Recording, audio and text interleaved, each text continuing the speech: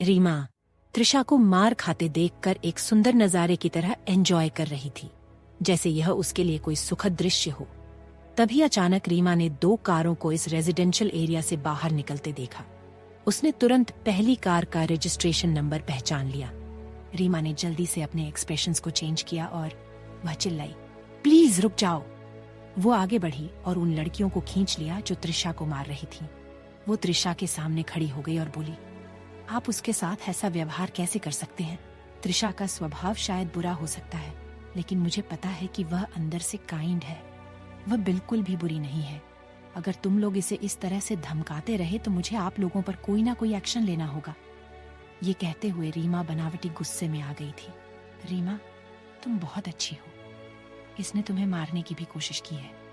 इसकी तरह की विच के साथ इतने अच्छे से पेश आने की कोई जरूरत नहीं है। चुप रहो। तुमने ऐसा कहने की भी हिम्मत कैसे की? भले ही उसने कुछ बुरा काम किए हो, फिर भी वह मेरी सबसे अच्छी दोस्त है। रीमा ने तुरंत झुककर चिंतित आवाज से पूछा, त्रिशा, क्या तुम ठीक हो? रीमा ने त्रिशा की मदद करने का नाटक करते हुए उसके कान में फुसफुसाया, त्रिशा, एक डूबता हुआ इंसान कैसा लगता है? मैं वह सब कुछ तुमसे वापस लेने जा रही हूँ जो तुमने मुझसे लिया था। अब से तुम मेरे पैरों के नीचे हमेशा ही कुचली जाओगी। ओह, वैसे क्या तुम सीक्रेटली राहुल से प्यार नहीं करती हो? यह बहुत अच्छा है। मैं भी उसे पसंद करती हूँ। मैंने कल रात रायजादा परिवार के साथ डिनर किया।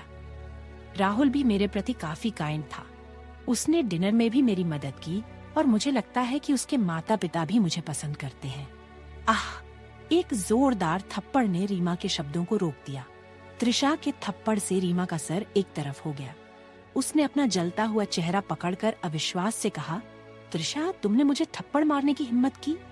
त्रिशा के पीले चेहरे पर हल्की लेकिन चौड़ी मुस्कान थी। तो क्या हुआ अगर मैंने तुम्हें थप्पड़ मार दिया? क्या एक क्रूर, हार्टलेस और दुष्ट लड़की द्वारा थप्पड़ खाना इतना सरप्राइजिंग है? रीमा ने अपने दांत भींच लिए। उसने अपना आधा चेहरा अपने हाथों से ढक लिया। त्रिशा, क्यों? तुम ऐसी क्यों हो गई? तुम पहले तो ऐसी नहीं थी ना? रीमा के शब्द से दुख झलक रहा था, लेकिन उसका पूरा चेहरा गुस्से से लाल हो चुका था।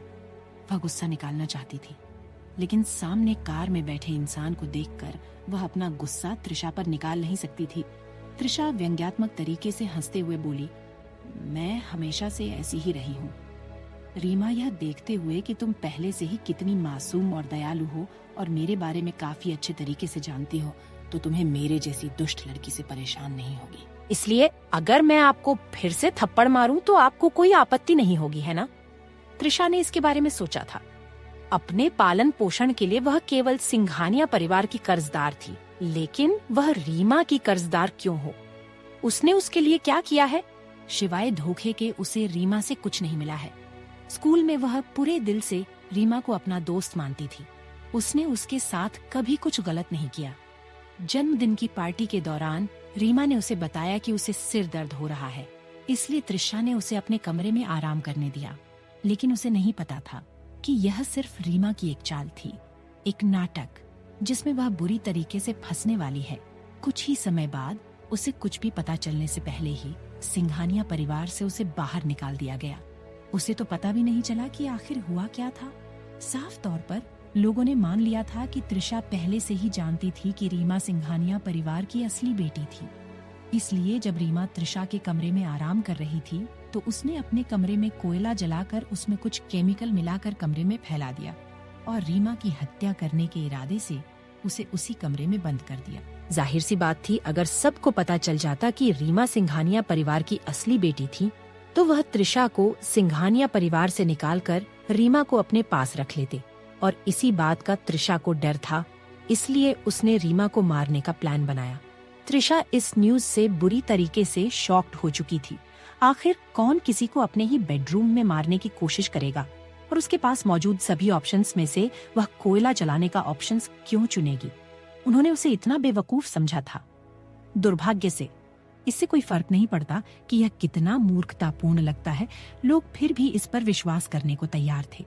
कुछ लड़कियां विला के एंट्रेंस को ब्लॉक कर रही थीं, जिससे सामने से आ रही कार का भी रास्ता ब्लॉक हो गया। तुरंत कार की खिड़की नीचे खिसकने लगी और वहां खड़े लोगों ने कार में बैठे आदमियों में से एक आदमी को यह कहते हुए सुना, तुम लोग यहाँ रास्ता क्यों रोक कर खड़े हुए हो? भीड़ में से एक लड़की ने तुरंत जवाब दिया, राहुल सर, त्रिशा एक पागल कुत्ते की तरह हो गई है। देखो, उसने मोना और रीमा को कितनी बुरी तरह मारा है। त्रिशा के बाल बिखरे हुए थे और उसके कपड़े शायद खींचातानी की वजह से ढीले पड़ गए थे। उसकी शर्ट के 2 बटन गायब थे, जिससे उसके ऊपर की बॉडी का कुछ हिस्सा रिवील होने लगा था और उस हिस्से में बने जख्म भी साफ तौर पर दिखाई देने लगे थे। त्रिशा इस हालत में बहुत लाचार और दयनीय लग रही थी, लेकिन उसका चेहरा अभी भी उगते हुए सूरज की तरह दमक रहा था। उसके चेहरे पर तेज कहीं से भी कम नहीं हुआ था। वह इस हालत में भी खिले हुए गुलाब की तरह खूबसूरत लग रही थी। त्रिशा ने लड़की की बात सुनकर अपनी आंखें छोटी कर ली और फिर एक सरकास्टिक हंसी हंसते हुए बोली, तब तो तुम्हें डरना चाहिए कि कहीं यह पागल कुत्ता तुम्हें काटकर मार ना डाले।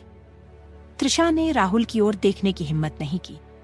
वह उसके लिए बिल्कुल उस चांद की तरह था जिसे हम दूर से देख तो सकते हैं, पर कभी भी उसके दिल तक नहीं पहुंच सकते। वह 10 साल तक सीक्रेट रूप से उससे प्यार करती है, लेकिन त्रिशा ने कभी उसके पास जाने की हिम्मत नहीं की। रायजादा परिवार का विला सिंघानिया परिवार के विला के कुछ दूर पर ही था।